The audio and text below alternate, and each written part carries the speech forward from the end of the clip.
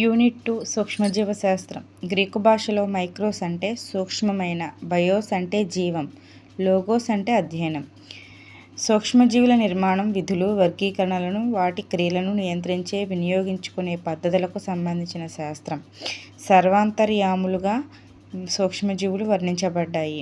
లీవెన్హాక్ 1632 నుంచి 1723 వరకు. 19వ శతాబ్దంలో లూయిస్ పాస్చర్, రాబర్ట్ కోచ్ కృషి సూక్ష్మజీవ శాస్త్రానికి పునాది ఏర్పరిచింది. లూయిస్ పాస్చర్ పాశ్చరైజేషన్ సాంకేతికతను, టీకాల తయారీని అభివృద్ధిపరిచాడు. Antonie van లీవెన్హాక్.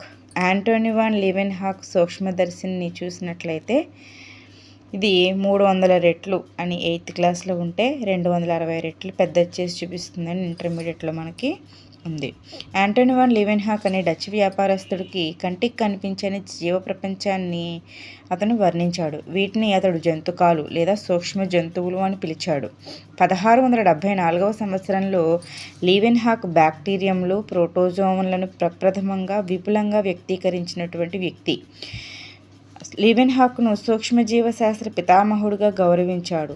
ఇతను తయారు చేసిన సూక్ష్మదర్శిని చాలా శక్తివంతమైనది. 266 రెట్లు ఆవర్ధనం కలిగి సగటు పరిమాణంలో ఉన్న బ్యాక్టీరియం కణాన్ని చూపడానికి కావలసిన సామర్థ్యం కలిగి ఉండేది. అధ్యాయం 7 బ్యాక్టీరియాలు. బ్యాక్టీరియాలు చూసుకున్నట్లయితే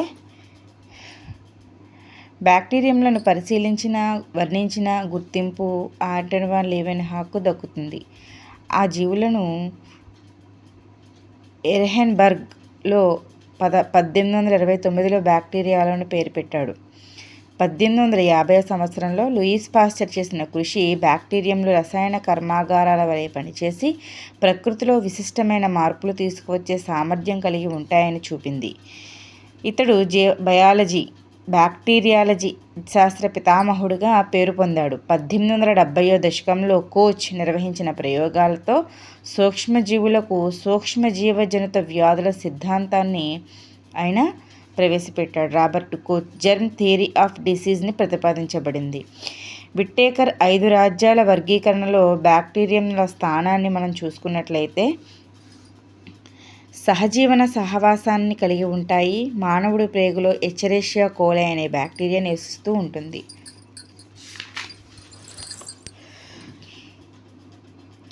బ్యాక్టీరియంల స్వరూపం, పరిమాణం చూసుకున్నట్లయితే ఇవి సామాన్య సూక్ష్మదర్శిని కింద అరుదుగా కనిపిస్తాయి. బ్యాక్టీరియంల పరిమాణం వాటి జాతిని బట్టి మారుతూ ఉంటుంది. చాలా వరకు బ్యాక్టీరియాలు 2.0 నుంచి 5.0 మైక్రోమీటర్ల పొడవులోను, 0.5 నుంచి 1.0 మైక్రోమీటర్ వెడల్పులోనూ ఉంటుంది. బ్యాక్టీరియంలు పరిమాణంలో వాటి జాతిని బట్టి మారుతూ ఉంటాయి. చాలా వరకు బ్యాక్టీరియాలు 2.0 నుంచి 5.0 మైక్రోమీటర్ల పొడవులోను, 0.5 నుంచి 1.0 మైక్రోమీటర్ల వెడల్పులోనూ ఉంటాయి. ఈ ఆకారం చూసుకున్నట్లయితే బ్యాక్టీరియం కణం ఆకారాన్ని నిర్ధారించేది మందమైన కణకవచం. గోళాకారంలో ఉంటే కోకై అని, దండాల వంటి వాటిలో ఉంటే బ్యాసిల్లై అని, సర్పిల దండాలలో ఉంటే స్పైరెల్లం లేదా కామ ఆకారంలో ఉంటే విబ్రియోలుగా మనం వర్ణించుకోవచ్చు. బహురూప బ్యాక్టీరియంలు వాతావరణ పరిస్థితి, లభ్యమయ్యే పోషకాలను బట్టి వాటి ఆకారాలను మార్చుకుంటూ ఉంటాయి. అజిటోబ్యాక్టర్ అటువంటి ఒక బహురూప బ్యాక్టీరియం అన్నమాట. అంటే అజిటోబ్యాక్టర్ అనేది వాతావరణ పరిస్థితిని బట్టి, లభ్యమయ్యే పోషకాలను బట్టి తన ఆకారాన్ని ఎప్పటికప్పుడు మార్చుకుంటూ ఉంటుంది. కొన్ని స్పైరెల్లం రకాలకు చెందిన బ్యాక్టీరియంలు నమ్యత కలిగి ఉండి స్పైరోకీట్స్గా పిలువబడతాయి. కొన్ని బ్యాక్టీరియంలు దారం పోగు లేదా తంతు రూపంలో ఉంటాయి. ఉదాహరణ బెగ్గియోటా. బ్యాక్టీరియంలు ఒంటరిగా, ఉదాహరణ స్పైరమ్ల లేదా గుంపులుగా ఉంటాయి. ఒకదానికొకటి అంటిపెట్టుకొని ఉండే కణాల సంఖ్య, వాటి అమరికను బట్టి కోకస్ రూపాలను మోనోకోకస్ అని, డిప్లోకోకస్ అని, టెట్రాకోకస్ అని, స్ట్రెప్టోకోకస్ అని, స్టాఫిలోకోకై అని, సార్సినా అని ఉంటాయి. ఇప్పుడు మోనోకోకస్ చూసుకున్నట్లయితే ఒక కణం విడిగా ఉంటుంది.